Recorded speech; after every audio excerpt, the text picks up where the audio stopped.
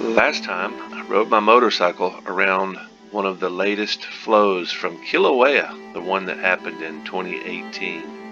And after exploring Kilauea on the motorcycle, I rode up past Kalapana, and that's where we pick up today. First stop was at a place called Uncle Robert's. It's a local tradition here. Wednesday nights, 6 to 10, it turns into a party. It's an open market, food, live music. Sounds like it's getting pretty wild nowadays. After that, I rode up the coast just to show you a little bit about what this area has to offer despite all of Pele's destruction of the coastline. You gotta keep on riding.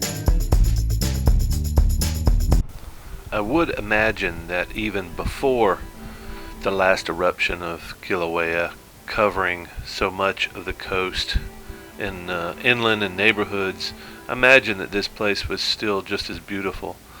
But now a lot of the houses and a lot of the jungle has been replaced, and that's Uncle Robert right there on the right. And the market looks like it has been placed on top of the lava. And these trees, I'm guessing, were planted there because back behind all these pop-ups and the vendors here is pretty fresh lava. And this is circling around back through Uncle Robert's through the backside. It's a small village here, but looks like a restaurant, bar, outfit here. It's pretty cool little place. This was the weekend. Obviously there weren't a lot of people here, but Wednesday is the night apparently. I haven't been yet. Hope to get down there soon. But parking is all up this road, so Wednesday night you have to park a good ways away and just walk in. This is further on down the beach, the coastline, and it's all beautiful. Anytime you get next to the coast, it's kind of hard to beat. It's hard to beat the drive anywhere around the coast in Hawaii. So much of it is different. So much of the eastern side of the island looks like this. This is the wet side of the island. It rains. It's a rainforest here. And this is the Puna section. And this is the Nude beach that I promised. I had driven by this several times and saw cars parked at the top of a cliff and didn't really understand. But figured there must be something down below. I just didn't know that it was a nude beach.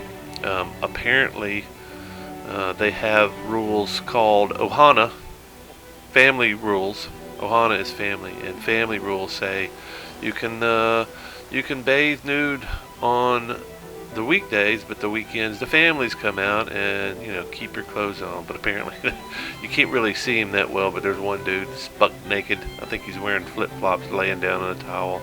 Anyway, kind of interesting little beach. Didn't want to go hiking down there. I'm kind of touchy about leaving my bike and helmet and gear and stuff, so I did not do it this time. But anyway, cool looking beach. I'll make it down there eventually. Getting out of this place, a little bit tricky. It's slippery and wet, and I don't have the best tires on here. But there's several places on this section of coastline in Puna that are accessible. Apparently it's a big deal to let give residents access to the coast. I haven't done my research yet, but it sounds like there's a law that says you have to give access to the coastline. And I'm not sure how that affects landowners, people that actually own land on the coast. But I would guess that it's probably annoying. I've seen lots of little parking areas in neighborhoods, and I would think that I would be a little bit touchy if people were parking in my front yard or in my backyard. Anyway, I've just kind of put myself into the mind of the landowners. Having to sacrifice their exclusivity and their peace and quiet, having people running through their backyard and front yard. But it's amazing. There's sections of coast here it's very sparsely populated. I mean, there's houses in here, but there's nobody hanging a house off the cliff here. And there's sections I've driven by. It's just a few feet off the road, 5-10 feet. You're riding right by by the cliffs. Some of them are 30 feet, some of them are 150, 200 feet. But it's amazing, and you can see that this is all jungle in here, and it's beautiful. And every once in a while, you'll see some trash. Somebody will dump their car out in the middle of nowhere, and this is one of those. I guess it's an old section of road here that started getting too close to the shoreline, so they rerouted the road, but you can still pull off here and park. And this is kind of what you see in a postcard. I don't know. That's what my idea of a tropical paradise island is, just trees hanging off the cliff or a beach or something like this. This is a pretty spectacular day too.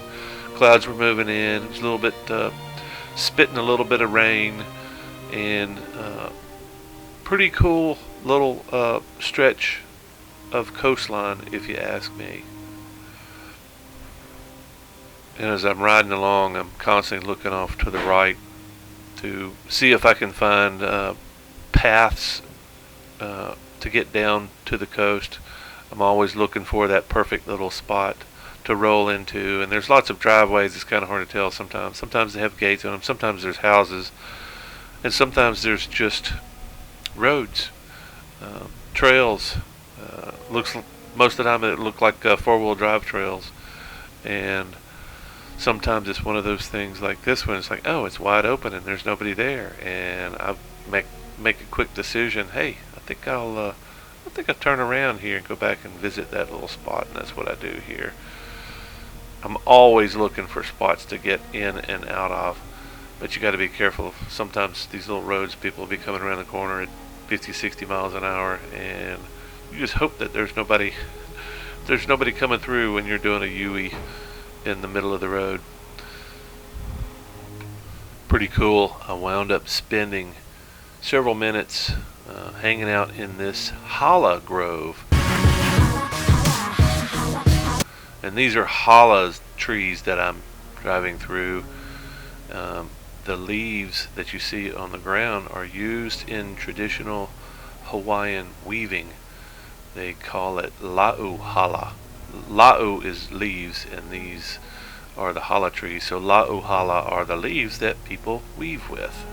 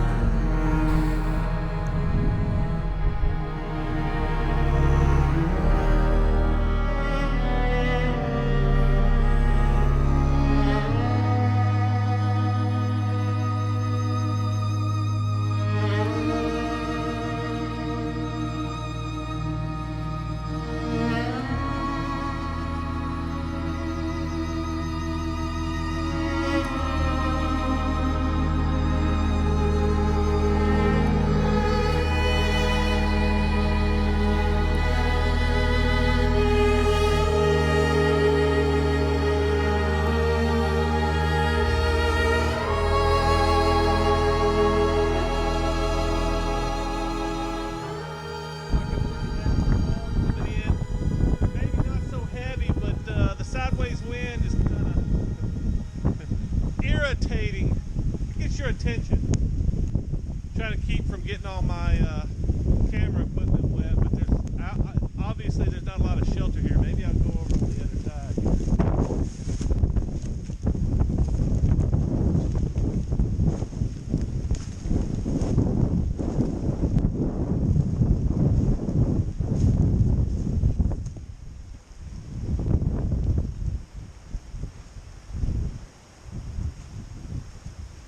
That's a little bit better. It breaks up most of the wind over here. How's that for some trees? Isn't that cool?